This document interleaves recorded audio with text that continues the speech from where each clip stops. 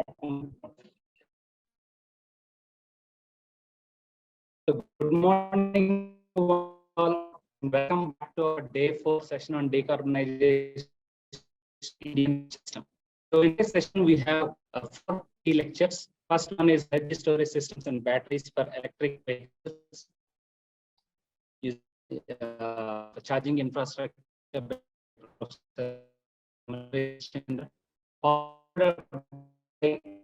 sustainability integration framework, alternative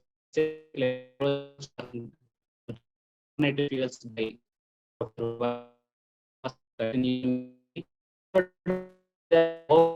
biofuels in the Indian scenario are safe and without delay today's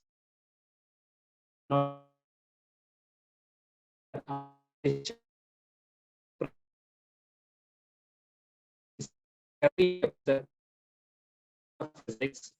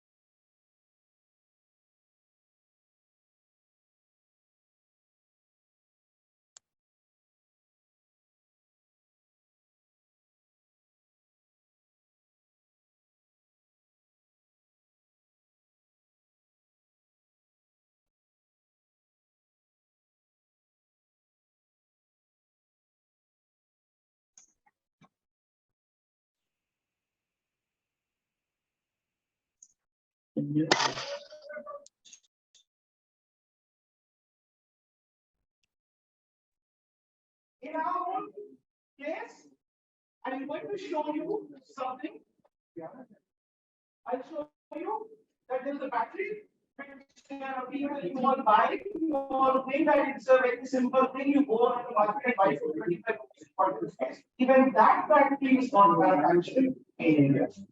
Even for that, we are dependent on China or any other country to we are actually dependent on any other country to send me those things. Apologies for the people who are online that we missed certain discussions. I was just talking to my audience here regarding our efforts to become independent in the field of EV, mostly e-vehicles, and why we independence, that independence will come from battery technologies. If you look into EVs are much more simpler than your conventional fossil fuel based vehicles. Why? Because you don't need such complicated machineries to run that car.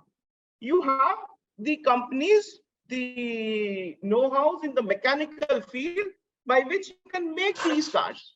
The only thing which you have to do is take a battery, change it, and put it in a place that it can drive the car. That is all. So the design is much more simpler. It's the combination of battery and the battery management system which will drive your vehicle. So designing is not an issue. What the cost of these vehicles are coming in from the battery. If you take an e-vehicle, today 50% of the cost is practically coming from batteries and the battery management system. And how reliable are we in giving e-vehicles? Can anybody here give me that answer? Before I go and start the formal discussion, let me bring you on board to what we believe and where we are. Yes, anyone? How reliable are we in producing the batteries and providing it to e-vehicles? Anyone?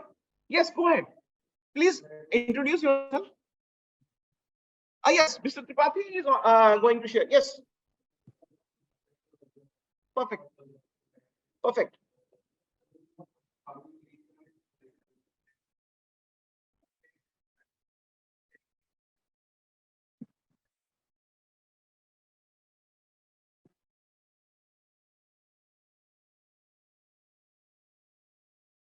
Yes. So this what maybe is the most dangerous thing, because maybe it's 15, and by the time the world may have moved somewhere else. So you are again 15 years behind the world. Correct? So this is what reality is and how reliable we are. Every e-vehicle manufacturer is giving you 8 years warranty period on batteries, not on cars. They say if the vehicle is running and your car battery fails,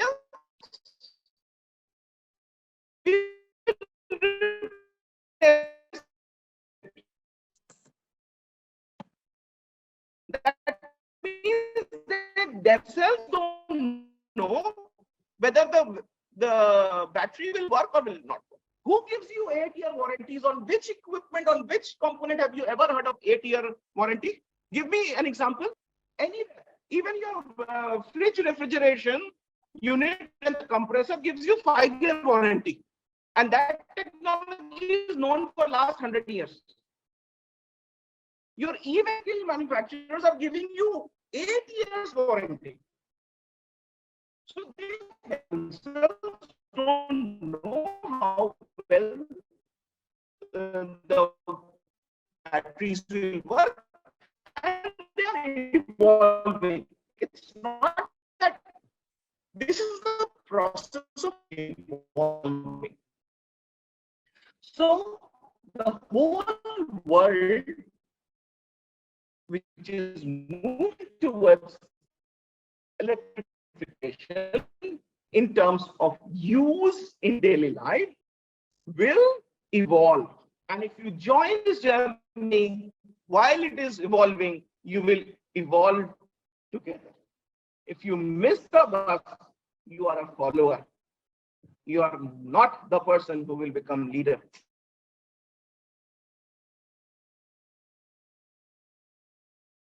Need to do and last it has to be.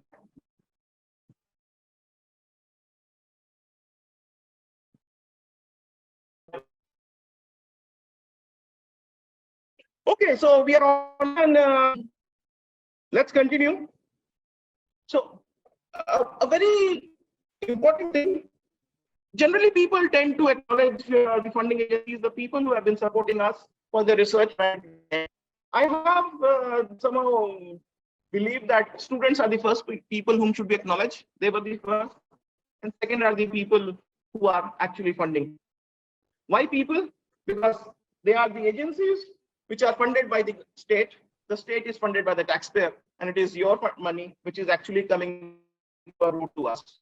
And we have the work on certain technologies and then deliver. So these are the funding agencies which have been extensively funding us for the last 12 years.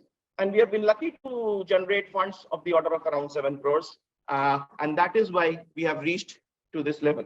Along with that, if you add the amount of the knowledge and the intellect which was added to these funding agencies, the money becomes immaterial.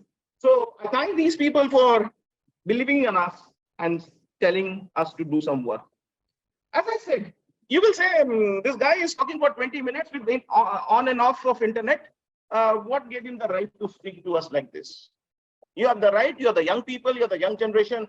You want proof before you actually believe. You want the proof first and then the steps. Where in mathematics, you write QED and then you prove. It was the other way around earlier. We would prove the theorem and then write QED. Nowadays, it's the other way around. You write QED and then back calculate. So let me show you in this process with your generation what you believe in, and I support that. What gave me the right to speak to you? If you look into this video, you will find that there are 2 cycles. One is black, the other is blue. The blue one is riding, it's been written by my student. I'll just play a video in a minute by my scholar, Ms. Jayanti. And the black one is being shared by various students. You will find that the blue one is actually based on sodium-ion batteries, which have been fabricated in our lab, and very soon you will find them in the market. And the other is commercially available, and that is on lithium-ion batteries. And today's world, and especially for India, lithium, we are far behind the world. The future for us is sodium.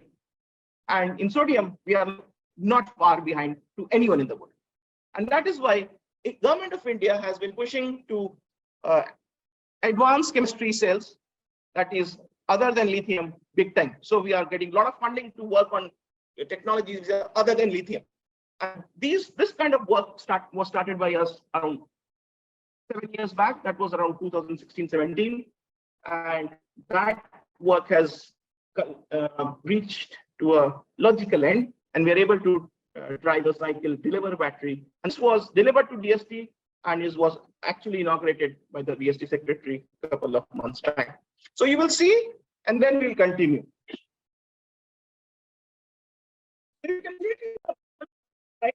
Jayanti riding is on sodium-ion batteries, lithium-ion batteries, and you will find that both of them are working absolutely fine. Now the blue one is being yes, driven by Lalit, and other is by Rahul. There is no difference. This work was funded by DST, part of their materials for energy storage device. So we have made these batteries. We own the IPR. We have filed the patents. We own the IPR. We have papers. We have PhDs. So we are not dependent on anybody else in the world. We make our own materials. We characterize ourselves, and then we deliver to the industry ourselves. There is no intermediary thing. It is IIT KGP. I am an employee of IIT KGP. So whatever I do is IIT KGP. IIT KGP gives to industry. That's it. Topic closed. I don't need a third party to come and help me in anything. I don't need anybody. The confidence we should have. Any institute, any lab, anywhere you work, I will work, give it to my industry. That is what it is. So let's see what the world is moving towards and how this talk actually gets relevant to the overall theme of this workshop. So you will find that there is a projection the data is coming in from some market reports. There are hundreds of reports being published there, but there is a general trend in these reports which tells you that over the next few years, you will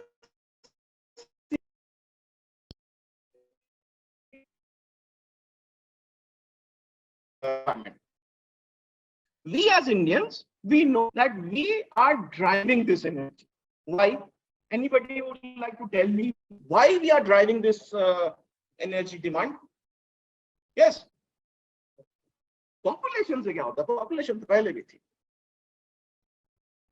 Emerging market is a very, these are words. We are in the developing phase. We have been there for 70 years in the developing phase. You are the young people, and 65% of our population is in the age group of less than 35 years. Which nation on the earth is so young? Your energy requirement is very different to my energy requirement. And you are driving this growth. That is why India needs such a huge amount of electricity. Because your requirements are huge and you people don't compromise. That's good. If young people start compromising, we are in trouble. And that is what is driving our requirement, if you look. And that is why Asia and China and India will drive this growth. There is a chart which is again taken from the report of IMD. You will find that if you see the first column, which is on the bar charts, which is on down, it shows that there is a fluctuation in the generation and usage based on coal. There is some up and down. Fine, very good. Then comes gas. This is again up and down. And with the Ukraine war, this data has gone haywire. Right? Because now the use of gas is becoming questionable. Europe is again going back. There are many countries in Europe just started their nuclear once again. The people who were teaching us not to use nuclear power have restarted their nuclear plants. Why? Because Russia is not sending them gas. So what people preach is not what we should believe. Because kept on the same balance, they may behave differently to what we will be. Energy, and we produce energy minimum footprint that is possible for us. But if you see the rightmost bar chart, you will find that it is based on renewables. Renewables is all positive. Forget about data because different reports will give you different figures, but the figures have all the same trend. It is positive. Continuously, we are going to have renewable-based systems which will get integrated to the grid, and we will become dependent on renewables as we move forward. What is renewable? Everybody use this word renewable, and what is the renewable-based energy storage or energy systems? Yes. So it's very simple. Renewable is something which is naturally occurring and does not get depleted on its usage. So it is available, naturally available. You sometimes must have heard words like sustainable. What is sustainability? In the field of energy, renewable-based energy, you must have clear understanding of the word sustainable. What is sustainability? Anyone? Sustainability is defined by the way that if you have a system which is sustainable, means it was available to our previous generations, it is available to us, and it will remain available to our future generations. Then only it is sustainable. What is the third term which comes into it? What is the third term? Secure. You read any paper, these are the words people use. Renewable-based system is sustainable and secure. What is security? Which security are we talking about? Security means that it is available whenever it is required. The fluctuations are not there, and it is not harmful to the human mankind, to the environment, and also to the place where it will be used. Then only it is secure. So you have just simple and secure. Very good. Today it's cloudy outside. You have a solar cell on top of all the buildings. It's cloudy outside. Then how your system is actually secure? The efficiency of the solar cells, which were around 20%, silicon-based systems, let's say around 18%. There is no direct sunlight. It is cloudy outside. It has come down to 10%. How do you say the system is secure? Is it secure? You can, but I will come to that. Very good. We are jumping a step. So is it secure? No, it is not. It is windy outside or not windy outside will define whether my windmills will work or not. Whether we have rainfall or we have shortage of water will define our hydro power stations, how well they work. So all these renewable energy systems have an intrinsic property that they are intermittent in nature. And therefore, any future energy landscape which is based on renewables will have energy storage technology as an integral component. You cannot eliminate it if you want to have a renewable-based system which is sustainable and secure. I hope I have made this point clear. Any questions till now? Any questions from online people? If not, then fine. So this is again the same data that I said energy storage technologies. Mostly you people believe that it is just the batteries. But batteries are going to be a very small component of the storage technologies. There are 4 broad classification of storage technologies. Either they are chemical type, electrical type, or they are magnetic type, or they can be electrochemical type. These are common ways by which you use, or you can have mechanical systems like flywheels, or which are large scale storage. So these are the possible ways: chemical, mechanical, electrical, electrochemical. So you will have, and large scale systems are not batteries. They can be pumped hydro or they can be flywheels, and which we don't talk in our daily lives. This is what we need to talk. If you look into India, this is what we generate. And there is something we need to see that we want to add. In the next 8 to 10 years, this is what our prediction is. We want to add something like 1.7 lakh megawatt of energy to the grid. We are going to have security and safe grid. For example, we need to have hydro. ESP is pump projects. It's an extension of hydroelectricity plant. Especially this is in working in the Department of Civil Engineering, and I will just spend some time on this before I come to batteries. What is it? India has already got this technology of hydroelectric plants. So you have a reservoir, then you have a penstock. Through this reservoir, the water flows. So you convert the potential energy to kinetic energy, and this kinetic energy runs the turbine. And then you generate the electricity. This is what a hydroelectric plant is. Now, suppose you have another reservoir at the bottom, reservoir 1, reservoir 2 at the bottom. When you need electricity, you send the water from the top reservoir to the bottom reservoir, run a turbine in the middle. You will generate electricity. When the requirements come down, let's say on a winter day during 12 o'clock in the afternoon, when it is sunny outside, the temperature is around 20 degrees, we don't need heaters, the requirement for comes down, the requirement for energy comes down, and then you have the capacity to do what? You can send water from lower reservoir to upper reservoir again. And this cycling, because your pumped hydro energy systems, and India is actually moving towards large scale pump hydro storage systems. And hopefully, one of the largest pumped storage systems were inaugurated by our Prime Minister in March of this year. And this is simple. And the operation is simple. You already have an infrastructure in place. So this will be a big thing in India. And then the rest of the things are self-explanatory to you.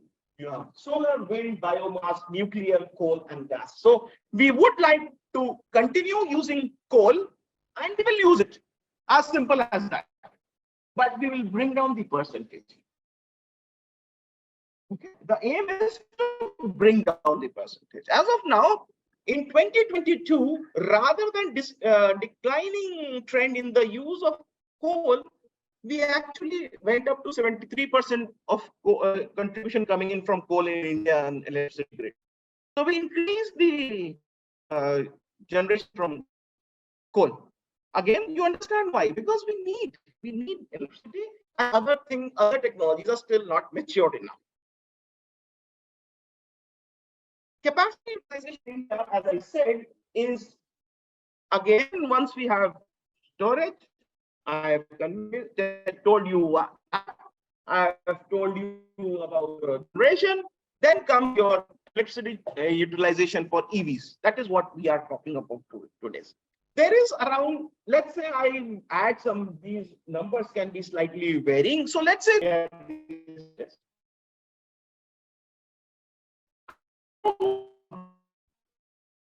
because the number will be huge. Of petrol and which are already there, we might have in and around Nagpur even today. It's a small, not even a large city. So, there fossil fuel based infrastructure, needs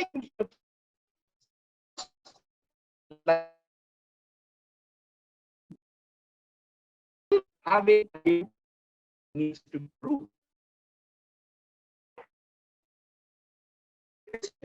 In this direction, there are mandates being passed, they are being ordered, there are committees which have been set, I'm a part of, which have told the industries that you will have the PLI schemes, the production link incentive schemes. Once that, government will give you the incentives, be it in form of subsidies, be in form of some tax.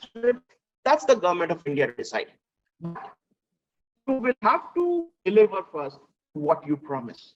And that is, if you look into the numbers we are looking at, we should have more than 10,000 cycles before we can actually start even believing that our vehicles will run properly on the road. That's only highways. I mean, not talking about the roads in the villages. I'm not talking about the bylanes. I'm not talking about the gullies of Banaras. I'm not talking about any place. I'm only talking highways. Only our vehicles are running on roads which are safe.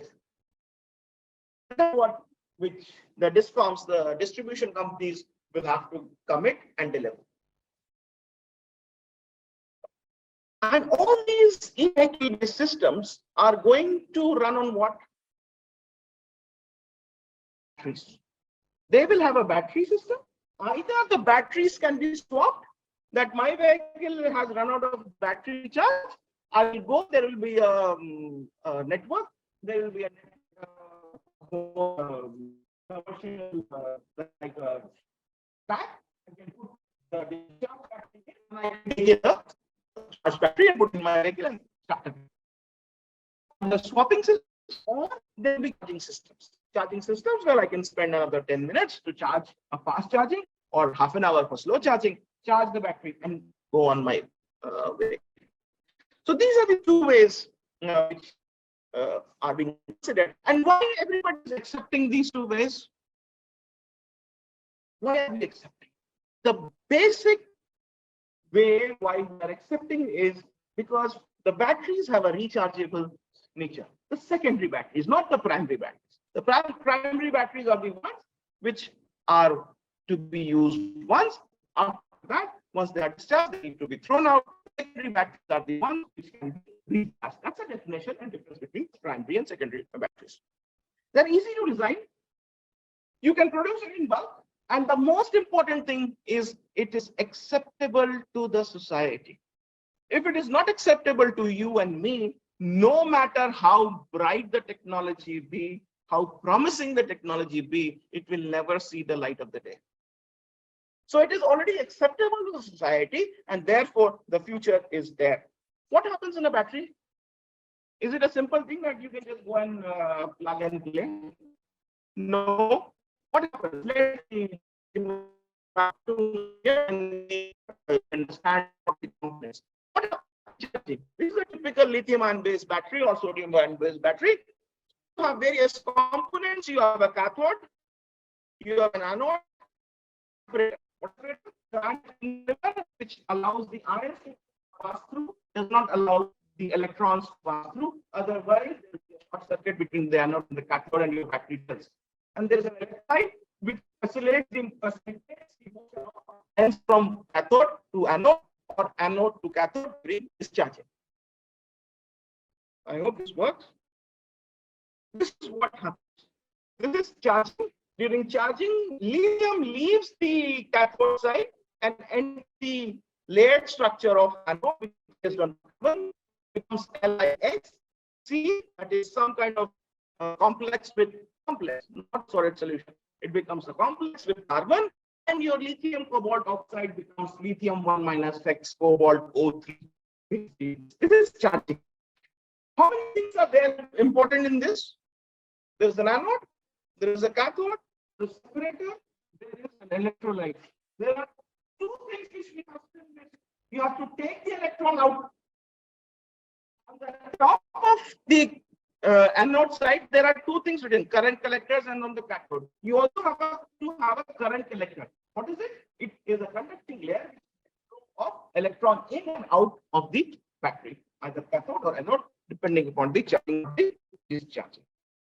This is what happens during discharging.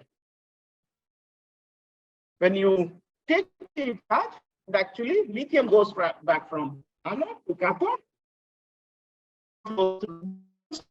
and you have a current flowing. Rate of the flow of charge is electricity, dq by dt, that is I. So you have a charge flow as a function of time, you have current. That is what happens.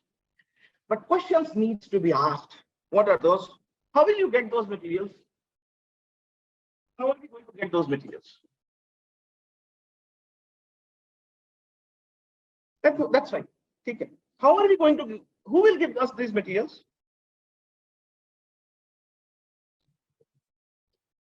Do you have the know-how of this battery? But all of us want to use a battery, you want to make a battery, you want to sell it.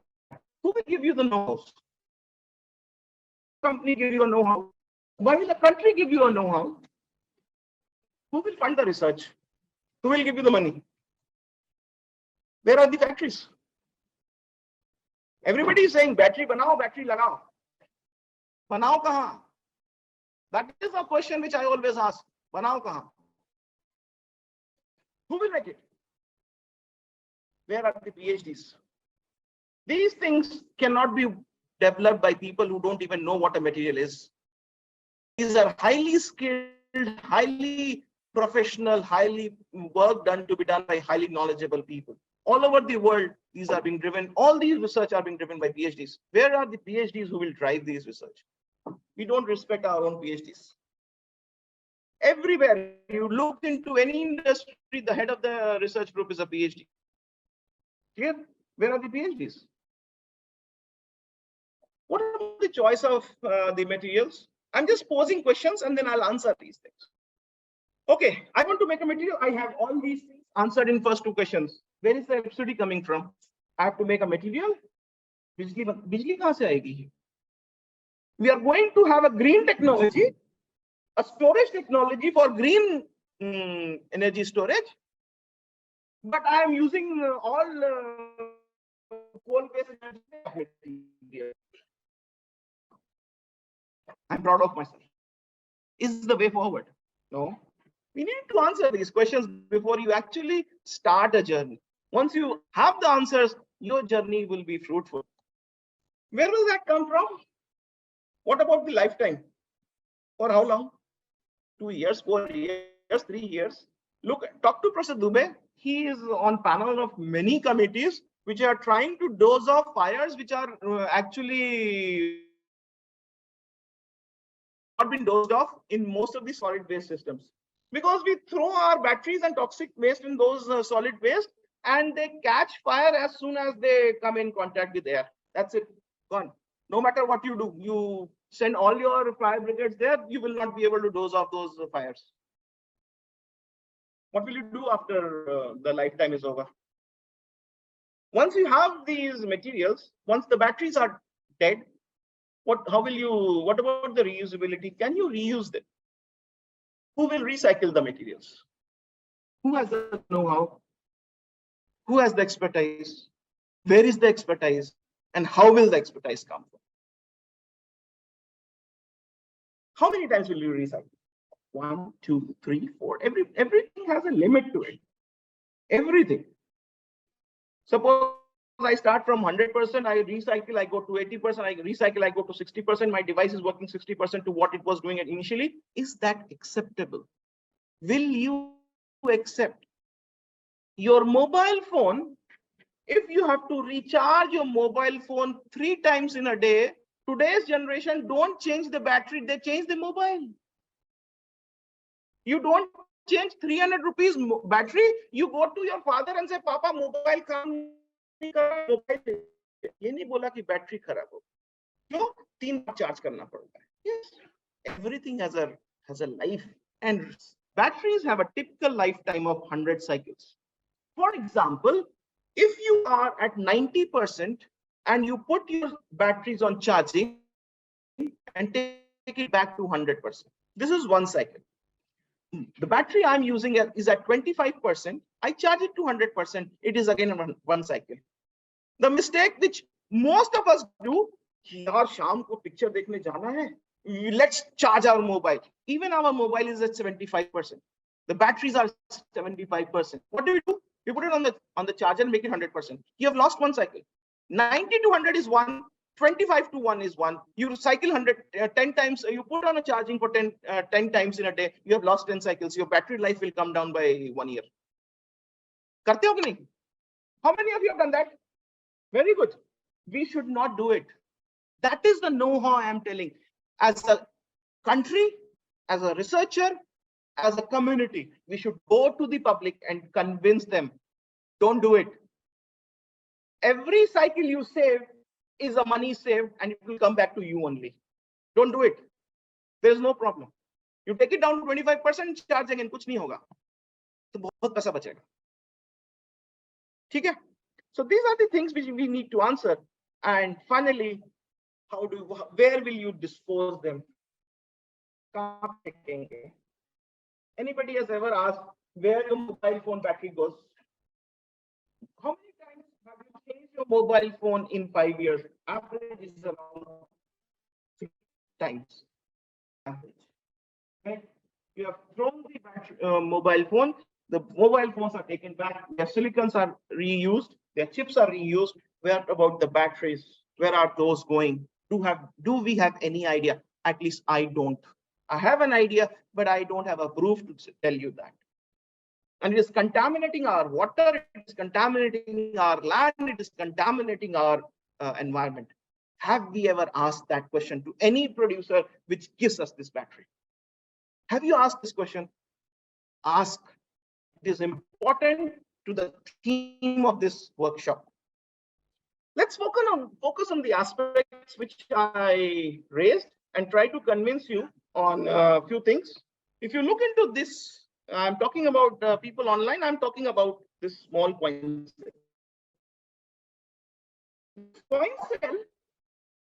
This coin cell is very simple. See if I show you once. No, maybe I'll come back to it in a minute. These are the materials which are used.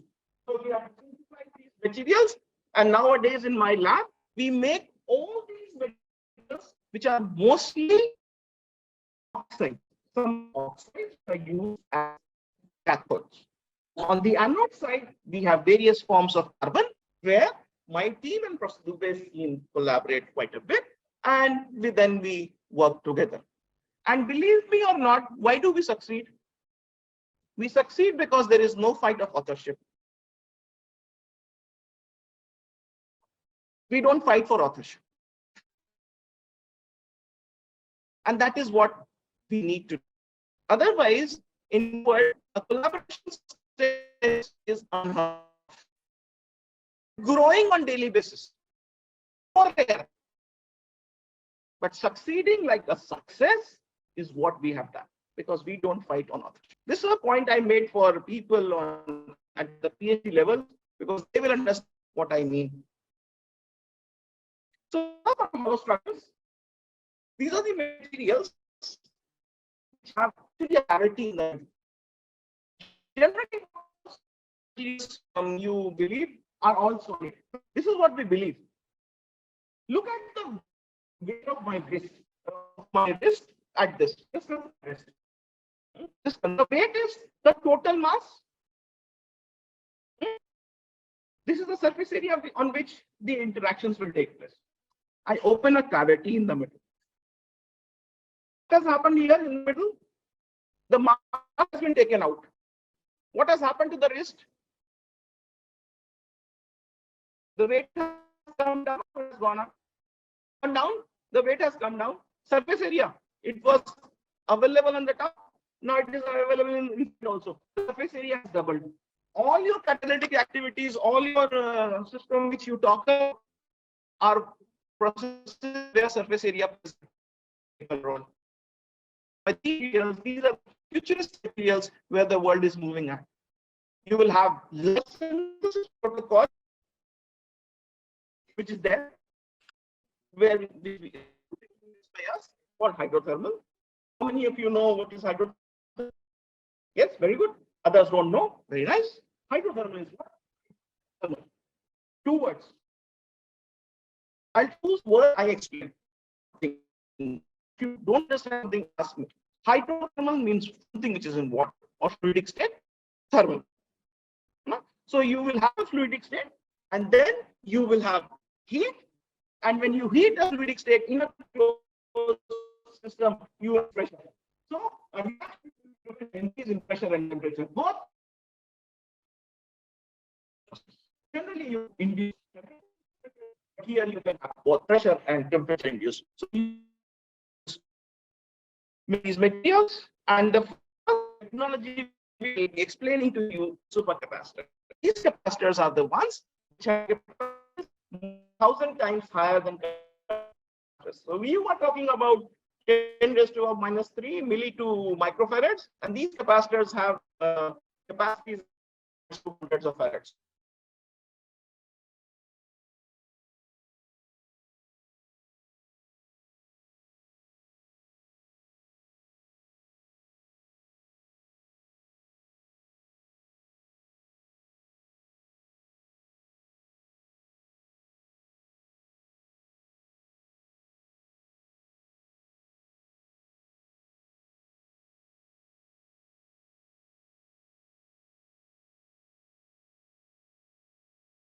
Are supported by supercaps, and your flash is actually powered by supercaps because they can discharge at a very fast rate. Okay, is being shared. Okay,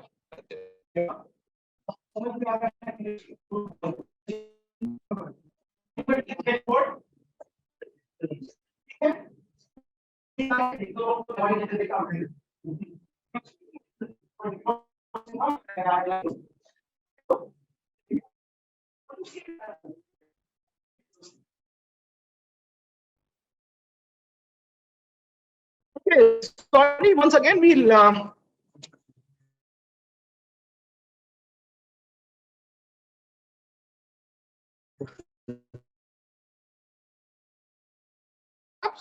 what's the difference between supercap and a battery? A battery is like what? Is something like a 40-kilometer walk in a 40-kilometer race. So what do you need? working. You need sustained speed, but for long period of time. And stops again need energy, but for short period of time. It's like a 100-meter dash. So you need large burst of energy, but for short period of time. Can Usain Bolt run 40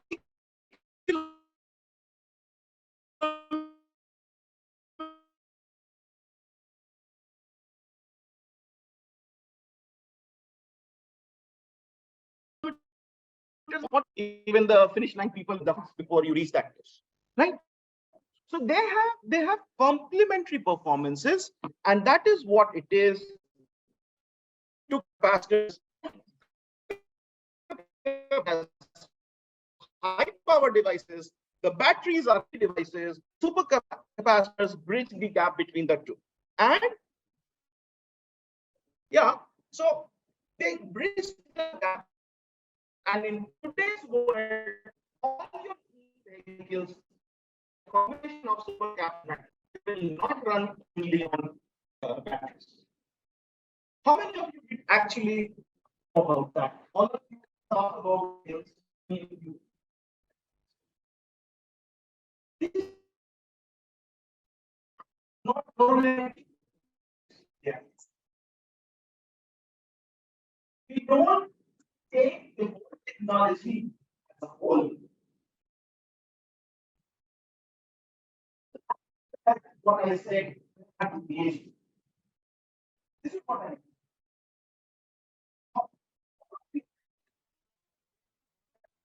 people have come here. You're the elite of India. You're the best of India. In the field of education, people sitting here are amongst the best of India. And we are not aware of what we are doing. In an industry who are less educated than you are and trying to make an e-vehicle, are we going to succeed? That is what my worry was and is. We need to have experts at the right place. Then comes the performance of supercaps. I just wanted to introduce supercaps so that you know there are various types of supercaps. You can have conventional EDLC, the electric double layer based capacitors, which are based on carbons on both sides, but they have low energy densities, and hence people are working on metal ion supercaps. There are various types of metal ion supercaps. You can have lithium, sodium, potassium, aluminum, all types of supercaps. This is what we have been working for 18, 20 years. If anybody is interested, just walk across the road and my lab is there. We'll be happy to explain it much more in detail. But as the thing which is important for today's talk is batteries, let's come to batteries. As I said, lithium has just been found. What is the quality of that lithium, or do we know? No. Who will actually mine that lithium? Do we know? No. Who will purify that lithium? Do we know? No. How are we going to store that lithium? You put that lithium metal in air, it is gone. You cannot reuse it. Do we have the know-how how to store lithium? Do we have the glove boxes to actually use this lithium and make into batteries? No. So we have a lot of no's. What? There is an ion which we have as yes, and that is sodium. What is the common source of sodium? Salt. Do we have sea around us? Yes. All of us want to go to Goa. Next time you go to Goa, don't see Goa as you see it today as young people. See it as the source of sodium ion. You will be happy. You will be talking sense, and you will not be making that sea sand dirty, because it is carrying a mineral which holds the future for us. There's always a meaning in the joke we crack when we give lectures, and that is what it was. So coming back to my coin cell, this is camera. That's okay. That's okay. This is the coin cell we are looking at. I had shown to the people online. The coin cell is not as simple as it seems. Look at the things which are there. It has a casing, it has a spring, it has anode, it has cathode, it has sodium electrolyte, then it has a spacer, and then it is a casing again, and then it is crimped together, and then you get this small thing which you get what 25 rupees, 30 rupees. But it has so many components, and then you get a battery. It is just not like that on the top there is metal, there is a metal at the top, and then you just put it and it starts giving you charge. That's not. It has so many components.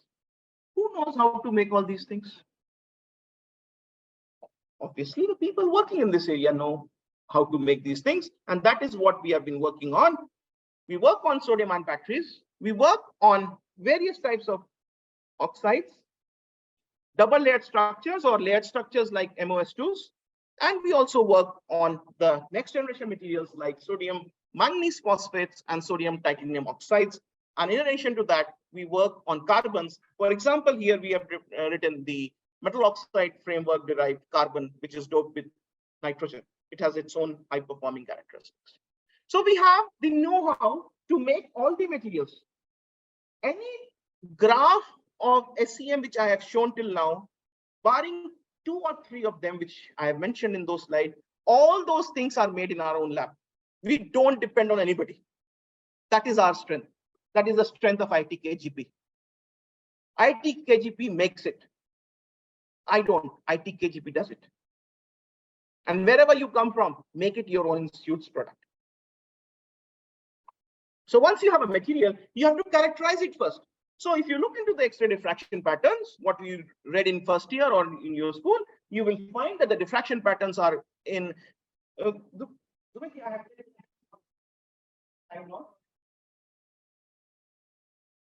okay, fine. So I have around 10-15 minutes. I'll give you enough time to ask questions, huh? So when it gets too much to you to understand, just let me know. I'll stop there only at that point itself. So this material you make, you first do an X-ray diffraction to find out whether the material has actually formed or not. For example, I can aim to make a sodium titanate structure, but I may get sodium 2, titanium 4, oxygen 12, which is a non-stoichiometric material, which is an unstable material, and it will never remain stable. So even having a material, you must characterize it. Then you do a BET surface area calculation, which is shown in the next graph, that is B.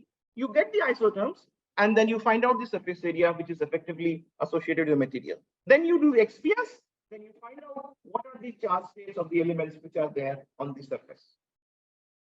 These are the typical morphologies shown in the SEM and TM micrographs of the materials which are synthesized.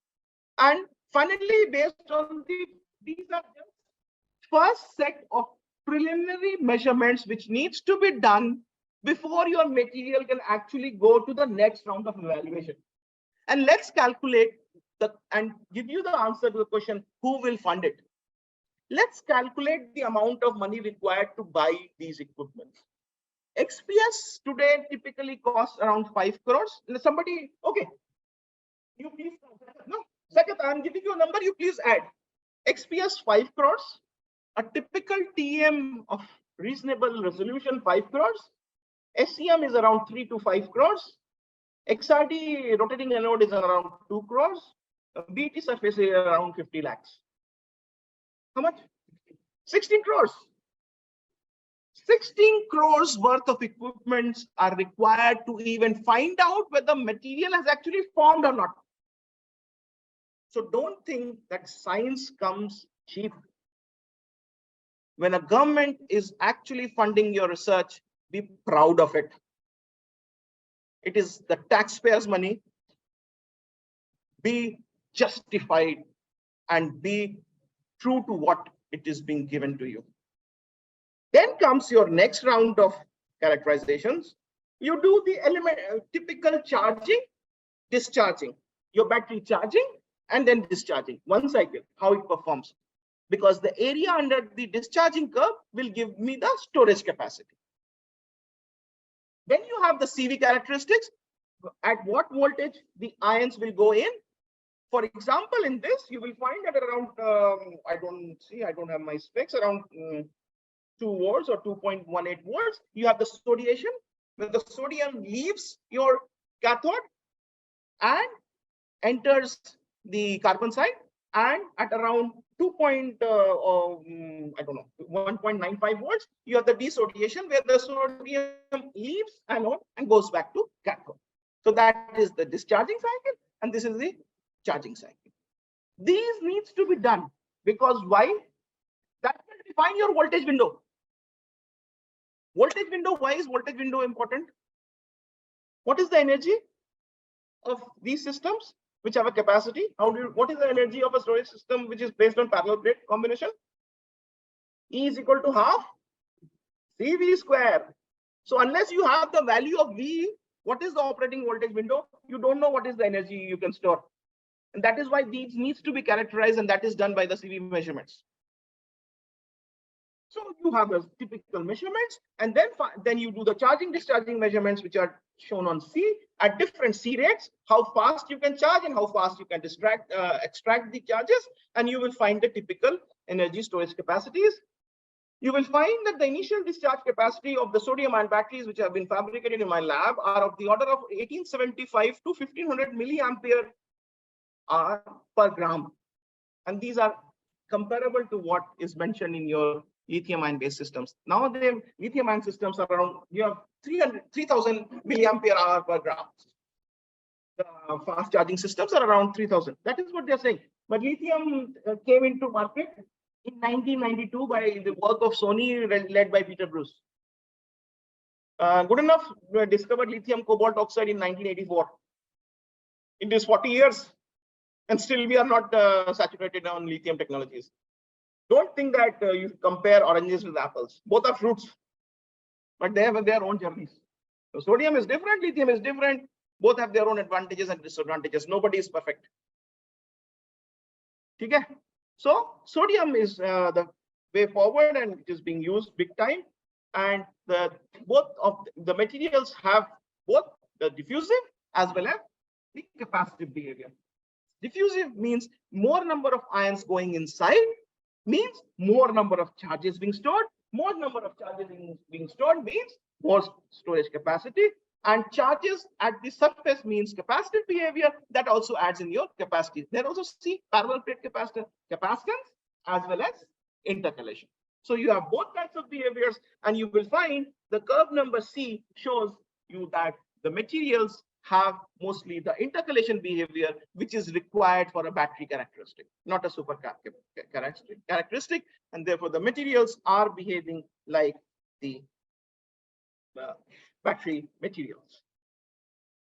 That was the 3 electrode measurements, the first round of materials. And now the final cell was actually fabricated by a suitable anode.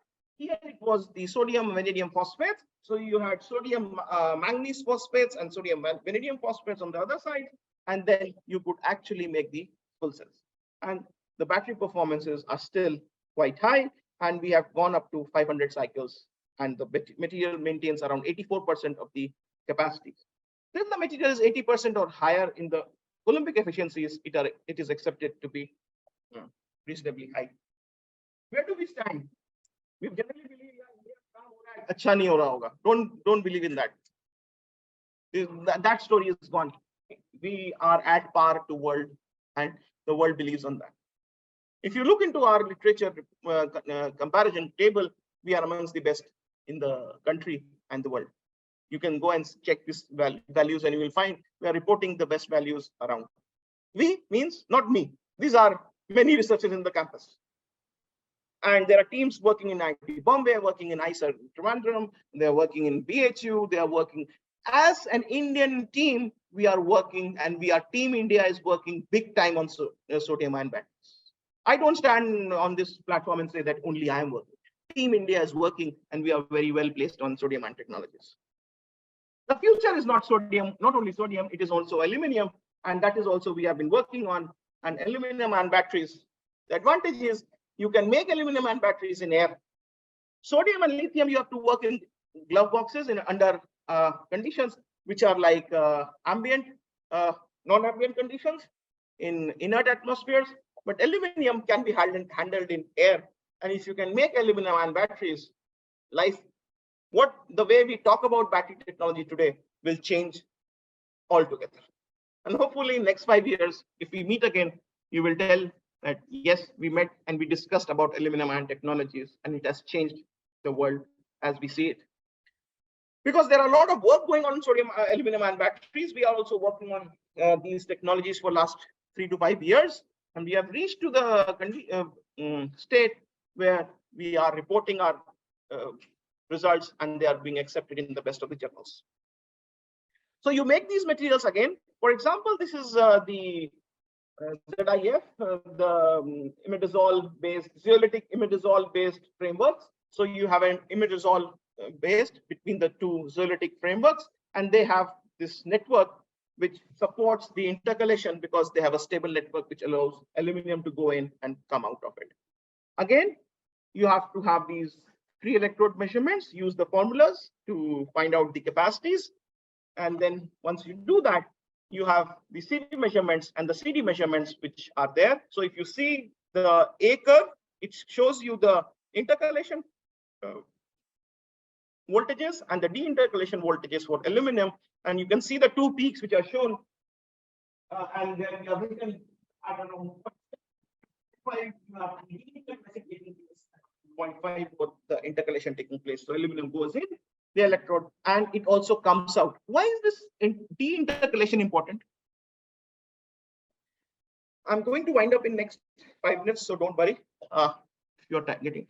See, you always worry that the batteries may explode.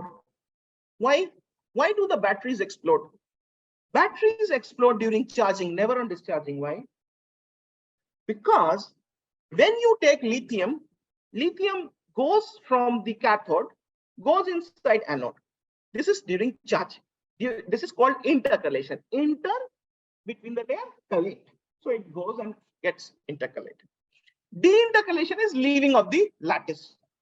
Now, none of the lattice is 100% ideal. So you don't have layered structures all along. So at some points, lithium go and gets trapped inside this lattice. When you charge again, lithium ion has a property that it swells. It becomes bigger when it is charged. That is called lithium swelling. So when it swells during charging, it gives pressure on the layers on top of it, carbon layers on top of it, and a carbon layer below it. But it is swelling. It's just like a balloon. Okay? I put two people here and I put a balloon between, and then I start pumping air inside that balloon. What will happen? You will also get compressed, and after some time, there will be an explosion. Boom. Why? Because the expansion places are not available and there is an explosion inside. And that leads to the collapse of the anode structure, the carbon structure that drives the explosion and the heat release. And that is why you must make sure that when you have an intercalation process, you also have the evidence of the de-intercalation. If you don't have it, that means ion to sab ja raha hai, nikal nahi raha to gaya. Your battery doesn't work. That is why intercalation and de-intercalation is always talked together, never independently. Am I clear? Okay. So again, if you look into these values, we are at a value of around 241 milliampere hour per gram in aluminum ion batteries, in comparison to sodium ion batteries, which were around 1500 milliampere hour per gram. So that is around 6 times lower to sodium ion battery. Is this technology useless? This is much higher to what you saw 10 years back in lithium ion batteries.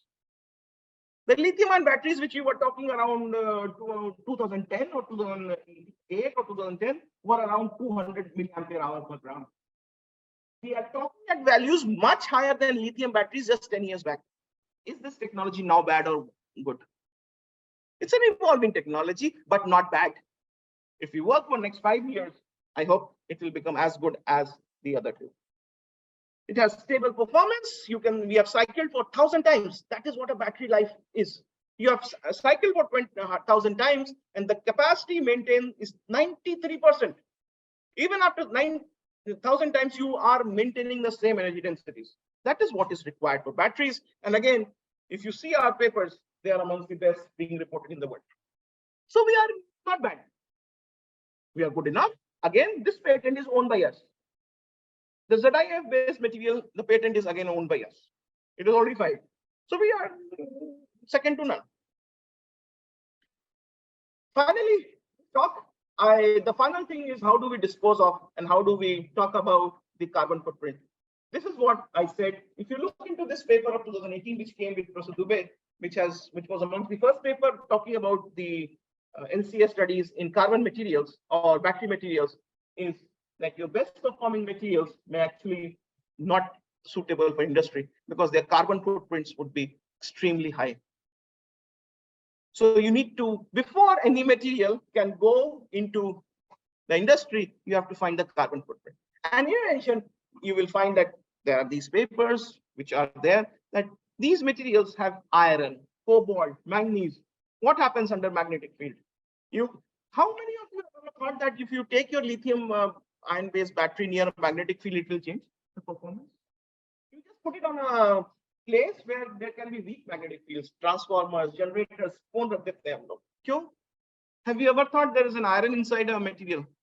It can get magnetized, will change the performance of the battery, will damage your battery. It does. This is what we have shown, that all these materials which are used in battery or supercaps, if they are characterized under magnetic field and the devices are utilized near weak magnetic field, I'm also not talking Teslas, I'm talking about few Gauss, 5 Gauss, 10 Gauss, 15 Gauss.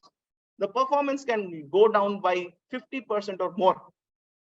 So don't use your mobile phones and just put it on a transformer, near transformers or UPSs. It will damage your phone within no time. The batteries are gone. These are the know-hows which we as researchers must take to the general public and tell them, no, let's not do it. We should go to the places and talk science and convince them. Then we contribute, even if we don't work in this area, we can contribute in the future. Let's summarize. First of all, I once again thank Professor Dubey for giving me this opportunity to talk to you about my research. I hope I did some justice to what you wanted me to do. I hope I did not allow you to sleep. Apologies for that if I did not allow you to sleep. I apologize to the audience online that there were some problems with the internet. We are having some problem in the institute for a day or two. Sorry for that. But what did we talk about? We talked about that electrification and the use of e-vehicles is a wish which we have, but there are a lot of things which needs to be done before that wish is granted to us. There are things which we need to do in the field of materials. We must be independent in our own materials. We should have the technologies to make our own materials. We should have the technologies to combine those materials into devices. We should have the infrastructure to characterize those devices. And then the industry should come in to fund these research and take it to mass production. And then only these devices will come to the market and will become made in India, made for India, and will make us all proud. Thank you very much.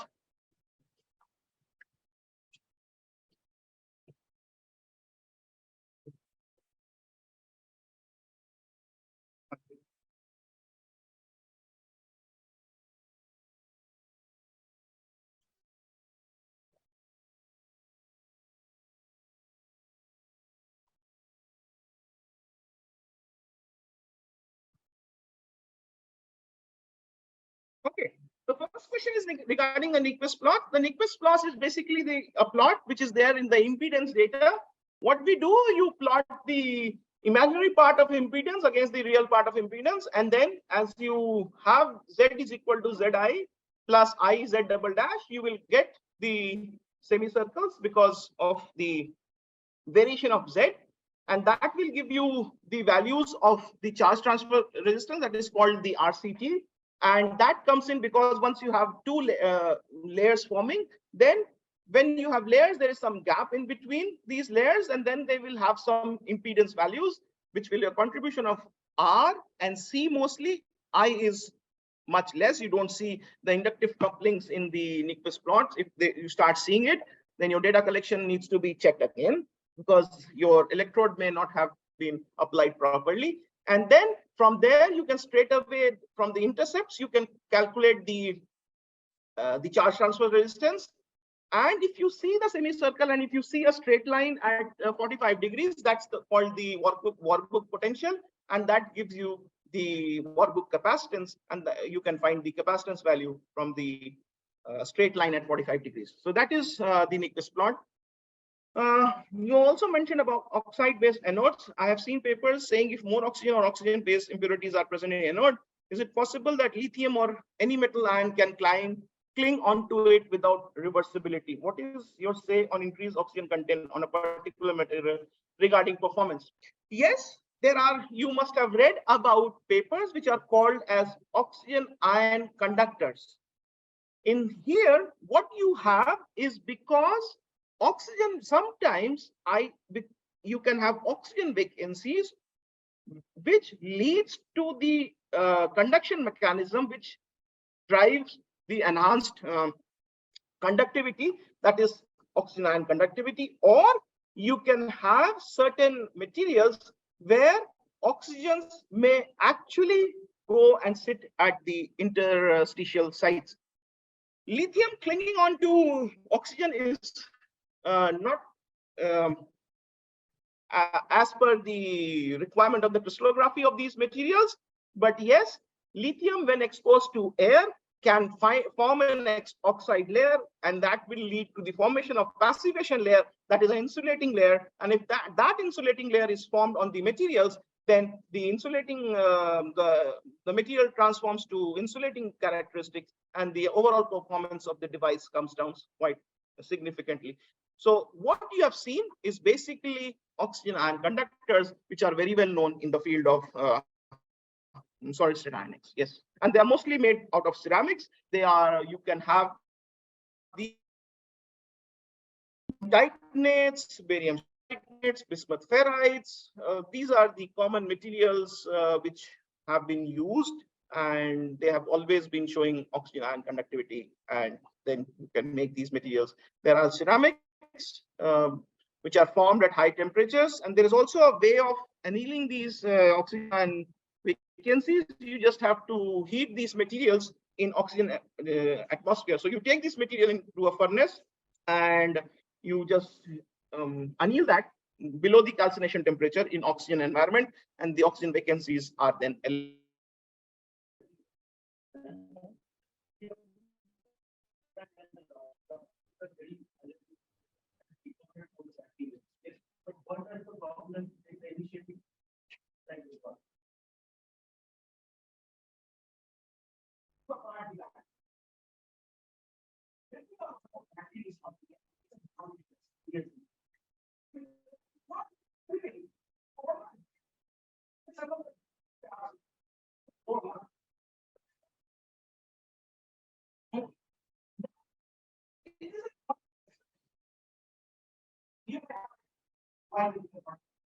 So have gas fusions.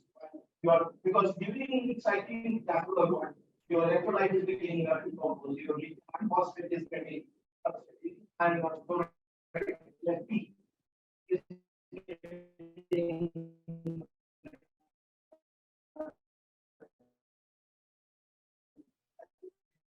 phosphate is getting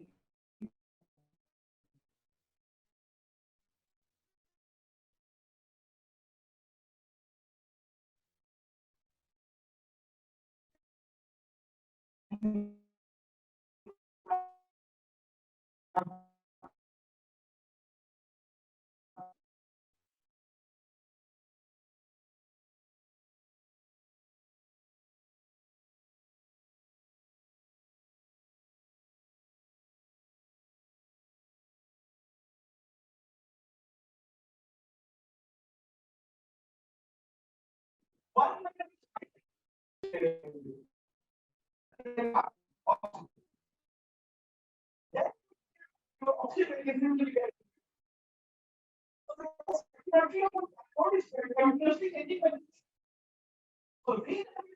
That's not by putting some kind of electrolyte back. You have to take the material down and make it because transformation will be different. That is not common, but you just cannot declare it.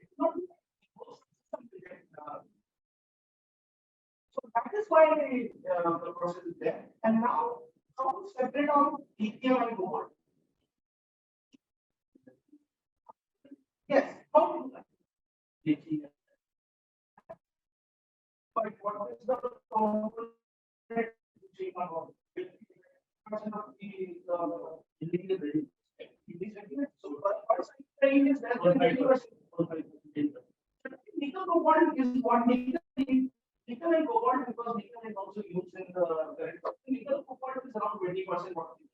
That is what we have nickel and now the nickel cobalt you want to take then you have some right? Right? If you want to propose these recycling processes, the industry doesn't give you rice but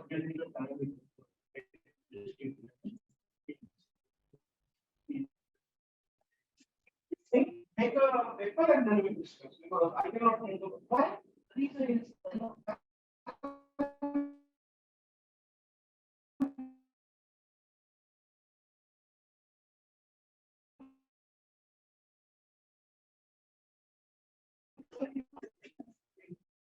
why?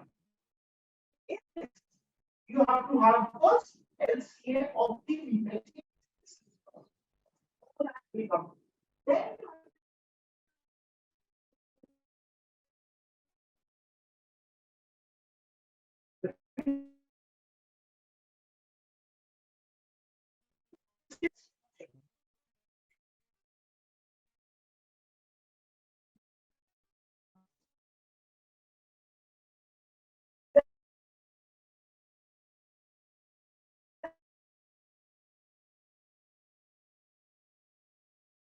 when you have make a device, then use it.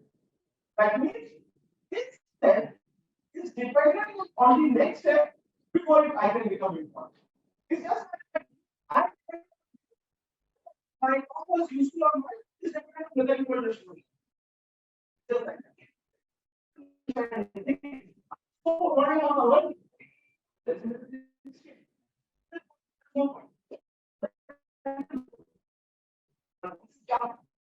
first step was yes.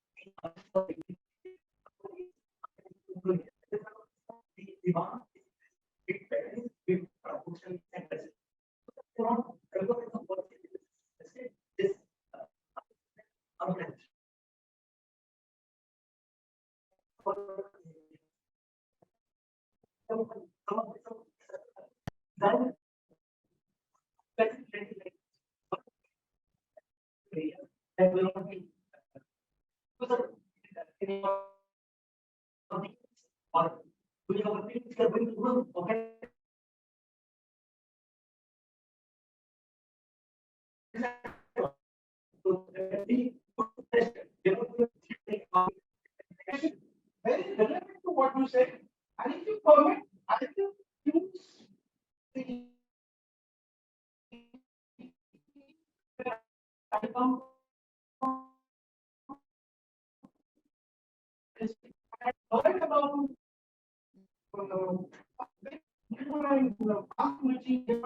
economy of physics. It's a normal economy of physics. It's a field which actually shows that most of the is also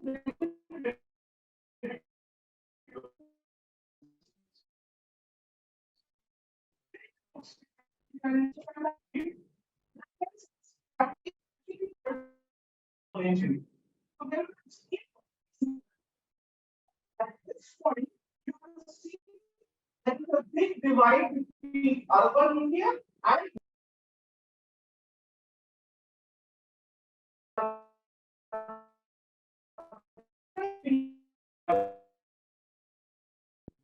then engineers define that both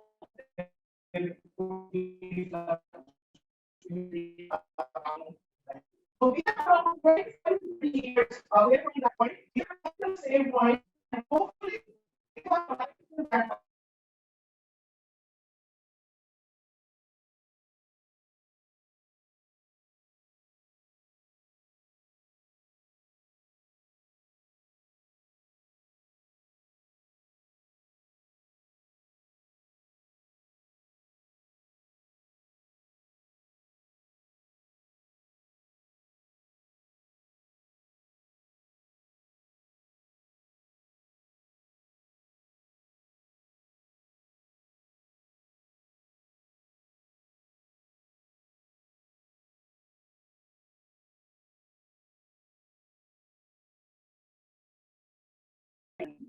Started to reduce urbanization because they will have to account for the which they manufacture. So I have make 1,000 batteries and we had responsible for collecting those 1,000 batteries first and then giving a systematic protocol for disposing. Disposing is not very big. What you need to do, they get collected, these are metals, mostly metals, oxide, different concentrated acids. They are not dissolved.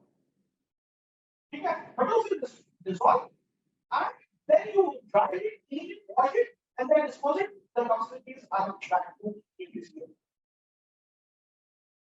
This is one. This is manufacturing.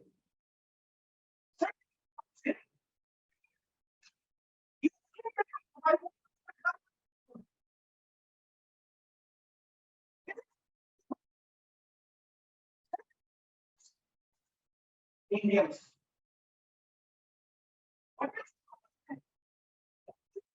See, what is social etiquette? If you find a social etiquette, you can't very poor in the world.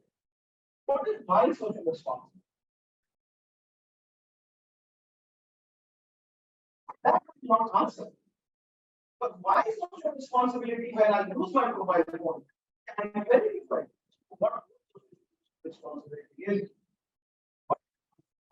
Is that I will ensure that me and only I don't allow anyone to dispose that battery in the solid waste, but that solid waste when it burns, it is actually harming me as much as it is harming anybody else.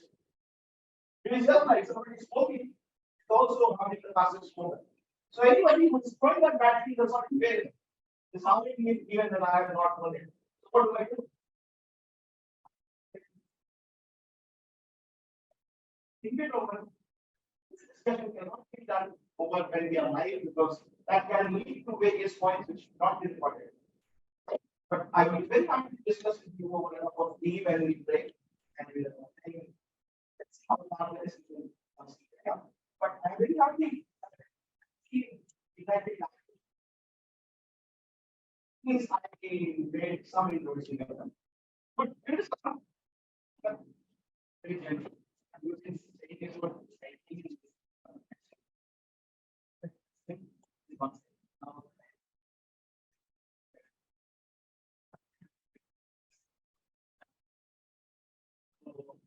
that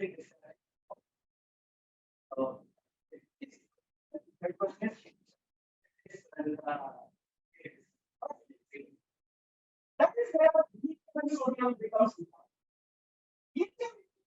global discovery that is fully you cannot divide it. So that is why we said that leaking package should not be allowed to discharge your brains. It is very much the reason why people also leak.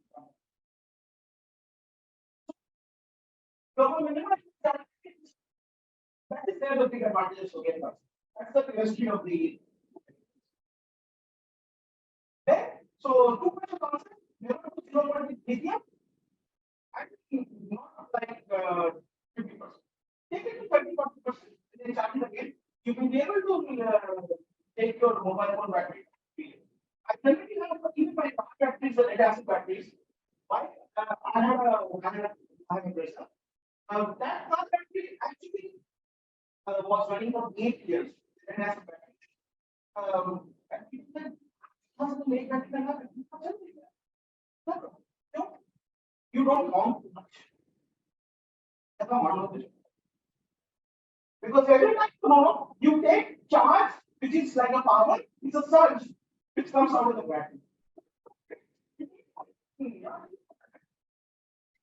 So battery life 1 year with the number of times we bomb, you like increase the battery life by 1 year. That's it's not a thing, small thing, cost something like 8,000 rupees. For a country in India, like India, where 8,000 rupees is not a small amount even today. There are people who have monthly salaries. There are 74 people in the house. If you can increase the life of 1 year, you should have done the economics. So there are ways. So we have an online question. Certain review papers praise the presence of oxygen and other proton derivatives that are really have with this plastic, which has a novel carbon material.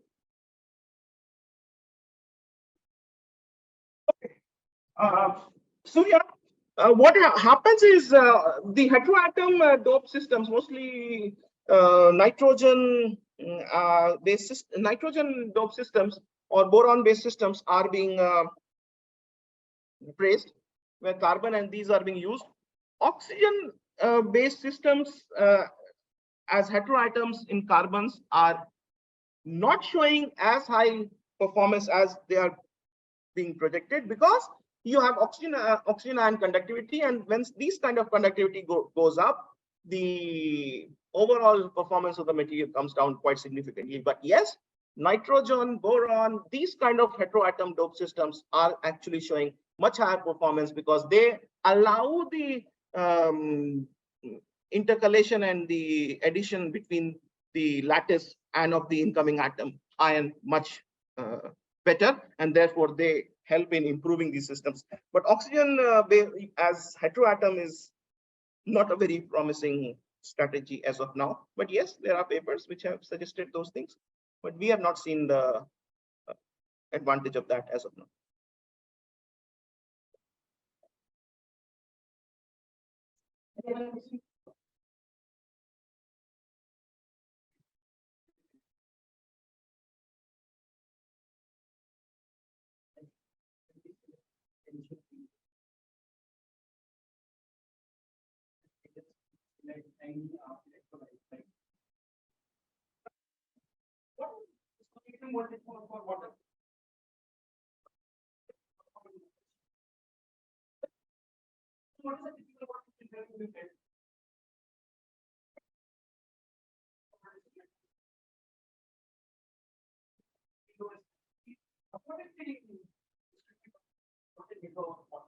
But then you can increase this voltage into 2.5 by actually playing with the work function of the equivalent.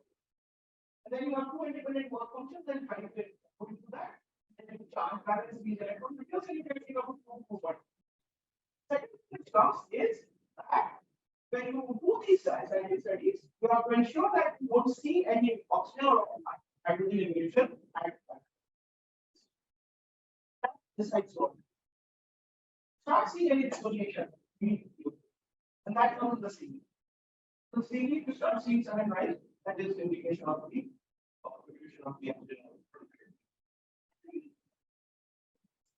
Then you do CV, and then you do the CV. CV is what is required. CV is the feature. Any other question? Yes.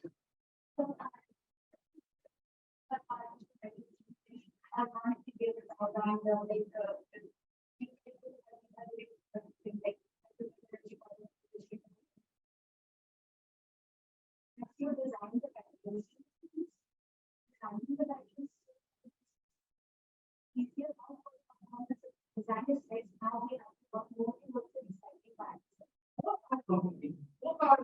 will have new form factors, you have new form factors, you will have new forms of batteries which will be proposed. You will have, for example, lithium. Lithium is cylindrical coin cell. You have cylindrical cells, you have pouch cells, you have prismatic. Depending on what you require, you people will you will have Aim where extraction more important than the scientific study. Performance is more important than the scientific. Yes, both will compete.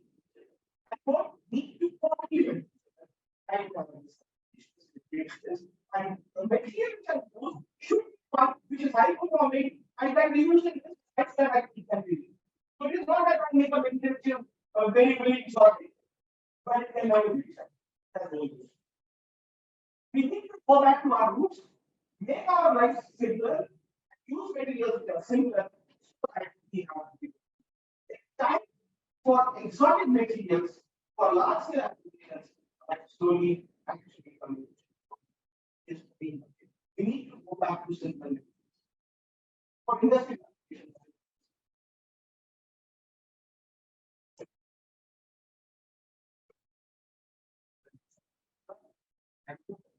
MOST imagine.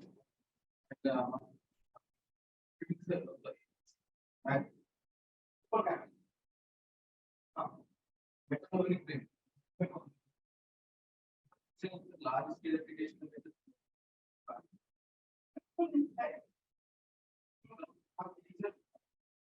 See, it's a type of for the selection of alone material, what was the book behind? Choice thought process very simple. I have layer structures. I think physics must be larger than the solid ion. Solid ion is what? There's an ion, and as it is going with an electrolyte, there's an electrolyte ion electrolyte environment around it, forms a solid ion. So if I have layer structure, it is larger than solid ion, then it will allow reflection. If it is much smaller, it will not allow. I will be something. So this is making any kind of anode structure is very simple. It has to be a layer structure. It has to have stable architecture. That is why you will find the layer double hydroxides becoming very important. Because they have layer-like structures, they won't allow the collapse of the layers. So structures which are stable is the only driving thought process in making anodes as a. Velocity is not a big issue. Velocity, once you have PVD all these things going in, velocity is gone. This is only for beginners. Reality may industry will go fast.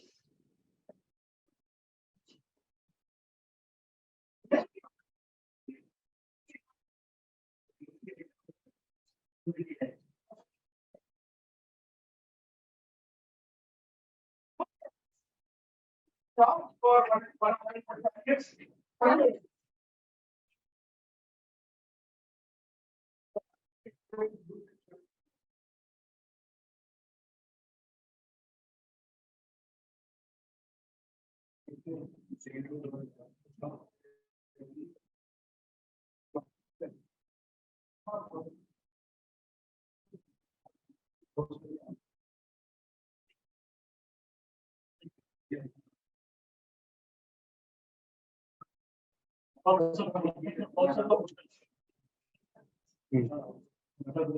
Italy.